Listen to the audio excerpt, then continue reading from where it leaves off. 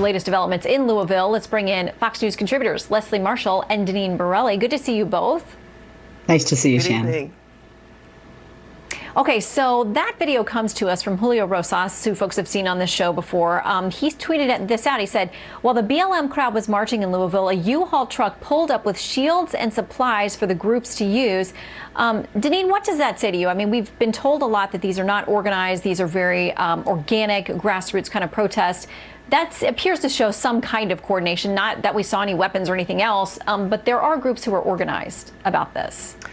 Well, sure, they're organized, and there's funding behind this as well. So I know there's that one U-Haul. I wonder if there were others that were out there. And with these other riots and the protests that have gone on across the country, we've also seen trucks pull up and people pull out weapons and whatnot to pass around to everyone. But Shannon, you know, this was a tragic event. And it's unfortunate that it has gotten to this situation because people are ignoring the facts that we found out today, that there was a no-knock warrant, but the police did knock and announce. The boyfriend opened fire and law enforcement returned fire. Tragically, this has been hijacked by the Black Lives Matter movement. They are hijacking this because it was the white police officers against a black American. And irregardless of the facts, it's the rush to judgment versus waiting for the facts to come out. And people are primed anytime this situation happens across the country. Well, even though people disagree on the charges, as we said tonight, and some of the facts about what happened, we all agree that this death of Breonna Taylor is tragic. It never should have happened. This was a young woman who, by all accounts, was making great strides in her life. She was serving other people and working as an EMT. But tonight, Leslie, as we have learned more facts from the Attorney General there in Kentucky, who said we had no agenda, just trying to get to the truth of what happened, does that get lost in the message? Because we see people out tonight who are upset, reacting with violence. There are calls from a lot of folks out there who support the Breonna Taylor family and want justice for her, but say this is not the way to get it. Look, whether you're trying to get justice for Breonna Taylor, George Floyd, or so many other individuals that have died, African Americans specifically, that have died at the hands of police, you know, when you have people marching for 119 days for racial injustice and that they feel that they've been kicked in the face or punched in the gut with this decision. And look, and there are people out there that say, you know, technically this has been going on for decades and for some for centuries.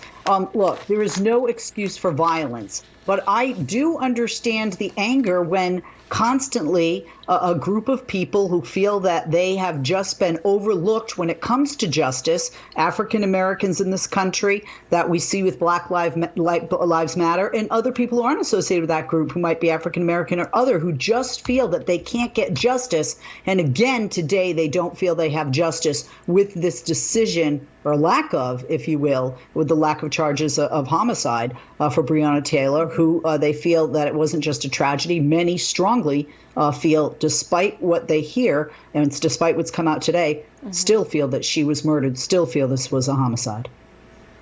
Okay, so we're continuing to look at shots in Louisville today where there are 2 police officers shot and hospitalized. We're monitoring to find out what we can about those cases. There's been clearly some unrest there, and tonight we see massive protests. I want to ask you quickly, the 2 of you, to react to the Supreme Court vacancy and the fact that it's moving along with a lot of speed.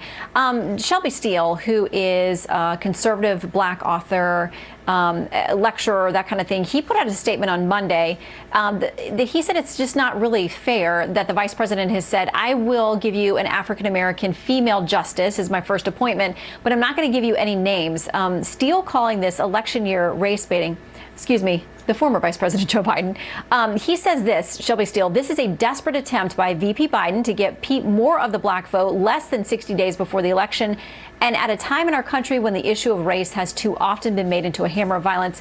Just very quickly from both of you, Deneen, to you first, and then Leslie, will he release a list? Should he? Is he pandering by saying, I'll give you these criteria, but not the names? Yeah, I think Shelby Steele is correct. Joe Biden is pandering because he is desperate to get Black voter support, which he needs in order to win. Leslie? I would say he has the black voter support. Yes, he does need it to win, but he does have it. But the bottom line is, if you're not going to be able to fill the seat because the Republicans have a double standard from 2016 to 2020 on that seat, why should he give out the names, especially when he said he was going to appoint an African-American female long before the notorious RBG left this world? All right, Leslie and Deneen, great to see you both. Thank you. Thank you. Thanks, Good to Shannon. see you.